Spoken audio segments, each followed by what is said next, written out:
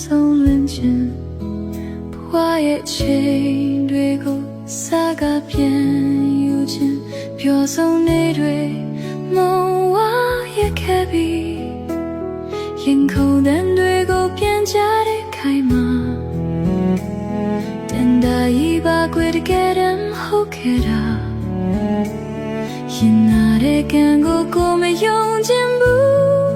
မှန်တရားမှာတဲ့ချိန်